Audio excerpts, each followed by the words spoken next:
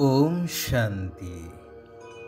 सत्य पिता निराकार परमात्मा शिव बाबांकर सत्य ज्ञान को धारण करी सच्चा सत्संग करुथिबा महान तपस्वी आत्मा मानंकु हृदयर सहित कृतज्ञता शुभेच्छा सुप्रभात सुस्वागतम।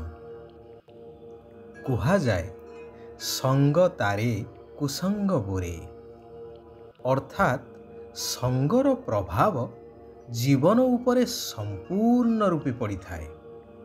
सेथिपाई मध्य कुहा जाए कि जदि जड़े चोर नित्य साधुमानंक संगरे बा गहणरे रुहे तेबे दिने से परिवर्तन होई साधुरे परिणत होई जाई थाए। जार ज्वलंत उदाहरण हेउछंती दस्यु रत्नाकर ऋषि वाल्मीकि रे परिवर्तित हेबा। वर्तमानर सामाजिक चलणी मनुष्य मानकर आचार व्यवहार पोशाक परिपाटी खाद्य पानीय मध्य एक विराट नमूना संगर प्रभावर।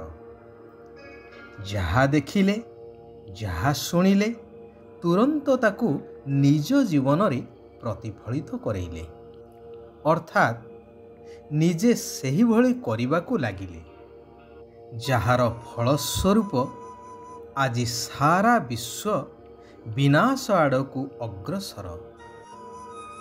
एक सुंदर कहानीटी मने पड़े। जड़े धर्मपरायण राजा जंगल को जाई मुनिंक शरणापन्न हेले। कहले, मुनिवर, मोर एबे राजसिंहासन प्रति मोह तुटी गलानी। मोर उदार मनोवृत्ति को देखी कर्मचारी माने विभिन्न समस्या सृष्टि करि चलिछंती। पड़ोसी राज्य सहित मिसी राज्यर शत्रु होई जाउछंती। जेहेतु मोर वंशरे आउ केही नाहंती, तेणु केते जन मंत्री मध्य सिंहासन प्रति लालायित होई भितरे भितरे परस्पर समर्थक जोगाड़ करिबार लागिछंती। तेणु आपण मते मुक्तिर मार्ग देखैबा सहित राज्य को मध्य जने उत्तम शासक हातरे दियंतु। सेही कामनारे बा सेही कामना नेई मु आपणଙ୍କ पाखକୁ आसीछि। मुनिमर राजांक सहित राजदरबार को जाई जरूरी बैठक डकई बहु विचार विमर्श करिबा परे सर्वसम्मति क्रमे प्रधानमंत्री को राजमुकुट प्रदान कले एवं राजांकु निज सहित तांको कुटीर को नहीं गले। मंत्री राजपद प्राप्त करी निजर इच्छा मुताबक कार्य करि चलिले, मौज मजलिस रे रहिले। हेले प्रजा आंदोलन हेबा भली परिस्थिति आसी जिवार सूचना पाई निजको सुधारी नहीं प्रजामंगल कार्य करिवार योजना मान प्रस्तुत कले। हेले सेथिपाई तांकु अनेक बाधा विघ्नर सामना करिबाकू पड़ुथाए। एबे से निजे हृदयंगम कले कि राजपद प्राप्त करिबा जेतिकी आनंददायक, राज्य चलैबा ताठारु अनेक गुणा कष्टदायक।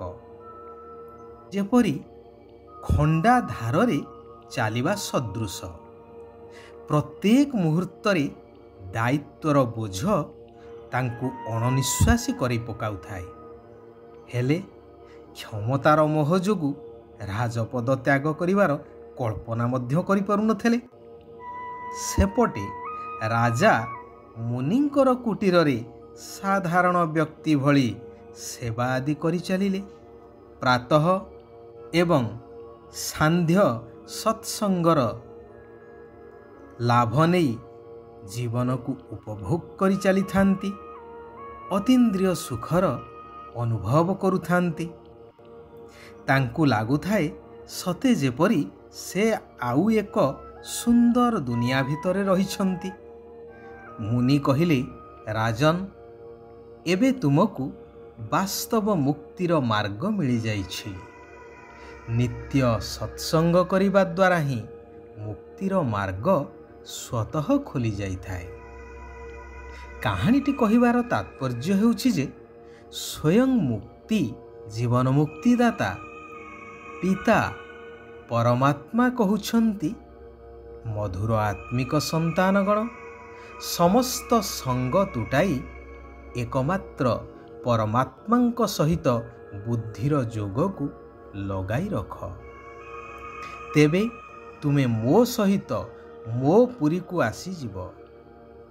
କୁହାଯାଏ ନା, ଅନ୍ତିମ ସ୍ମୃତି ଅନୁସାରେ ଗତି ହୋଇଥାଏ। ତେଣୁ ତୁମର ଅନ୍ତିମ ସ୍ମୃତିରେ ମୁଁ ରହିଲେ ତୁମେ ମୋ ସହିତ ମୁକ୍ତିଧାମ ବା ଆତ୍ମିକ ଘର ପରମଧାମକୁ ଚାଲି ଆସିବ। ତେଣୁ ଏବେ ବିଶେଷ ଭାବରେ ବାଣୀଠାରୁ ଊର୍ଦ୍ଧ୍ୱକୁ ଯିବାର ଅର୍ଥାତ୍ ଶବ୍ଦ ଆଦିଠାରୁ ବହୁ ଦୂରକୁ ଯିବାର ପୁରୁଷାର୍ଥ କର। ତୁମକୁ ଅଶରୀରୀ ହୋଇ ନିଜର ସ୍ୱଧର୍ମରେ ସ୍ଥିତ ହେବାକୁ ପଡ଼ିବ। ନିରାକାର ଶିବ ବାବା ଏବଂ ନିରାକାର ଦେଶ ଶାନ୍ତିଧାମ ଦେଶକୁ ମନେ ପକାଇବାକୁ ପଡ଼ିବ। ସେଥିପାଇଁ ତୁମକୁ ଗହଳି ଆଦି ପସନ୍ଦ ଆସିନଥାଏ। ନିଜର ଅସଲି ସ୍ୱଧର୍ମ ଶାନ୍ତିରେ ରହିବାକୁ ପସନ୍ଦ ଲାଗିଥାଏ। ଯଦି ରାଜ ପରିବାରରେ ଜନ୍ମ ନେବାର ଅଛି, ତେବେ ନିଜର ସବୁ କିଛି ତନ ମନ ଧନ ସମୟ ସଂକଳ୍ପ ସବୁକିଛି ପରମାତ୍ମାଙ୍କୁ ଅର୍ପଣ କରି ନିମିତ୍ତ ହୋଇ ସମ୍ଭାଳି ଚାଲ ଏବଂ ପବିତ୍ର ହେବାର ପ୍ରତିଜ୍ଞା କର।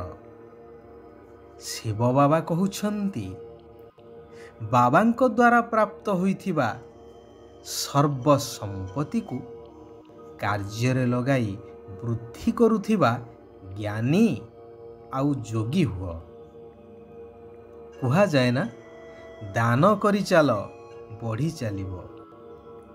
ତେବେ ଏପରି କୌଣସି ଜିନିଷ ଅଛି ଯାହାକୁ ଦାନ କରିବା ଦ୍ୱାରା ବୃଦ୍ଧି ପାଇଥାଏ କି? ଧନ ହେଉ, ବସ୍ତୁ, ବୈଭବ, ଅନ୍ନ, ଯାହା କିଛି ବି ହେଉ, ଦାନ କରିବା ଦ୍ୱାରା ତାହା ଧୀରେ ଧୀରେ ଶେଷ ହୋଇଥାଏ। କିନ୍ତୁ ସଂସାରରେ ଏକମାତ୍ର ଜିନିଷ, ଶ୍ରେଷ୍ଠ ଜିନିଷ, ଯାହାର ଦାନ ଦ୍ୱାରା ଆହୁରି ବୃଦ୍ଧି ହୋଇ ଚାଲିଥାଏ, ତାହା ହେଉଛି ଜ୍ଞାନ ଧନ। ତେବେ କ'ଣ ଦାନ କରିବା? ଭଗବାନଙ୍କ ଦ୍ୱାରା ପ୍ରାପ୍ତ ସର୍ବଗୁଣ ସର୍ବପ୍ରାପ୍ତି ରୂପକ ଧନକୁ ଦାନ କରି ଚାଲ। ଏହା ବଢ଼ି ବଢ଼ି ଚାଲିବ ଯେତେ ତୁମେ ଦାନ କରି ଚାଲିବ। ଏଭଳି କେବେ କହିବା ଅନୁଚିତ କି ମୁଁ ତ ଚାହୁଁନଥିଲି, ହେଲେ ଭୁଲ ହେଇଗଲା, ମୋର ତ ଏପରି ଭାବନା ନଥିଲା, ହେଲେ କାହିଁକି କେଜାଣି ମୁଁ ଏମିତି କହିଦେଲି ଆଦି ଆଦି। କାରଣ ଜ୍ଞାନୀ ଆଉ ଯୋଗୀ ଆତ୍ମା ପ୍ରଥମେ କର୍ମର ପରିଣାମକୁ ଚିନ୍ତା କରି ପରେ କର୍ମ କରିଥାନ୍ତି। ସ୍ୱଭାବ ଏବଂ ବିଚାରରେ ଅନ୍ତର ଥିଲେ ମଧ୍ୟ ସ୍ନେହରେ ଅନ୍ତର ରହିବା ଉଚିତ ନୁହେଁ।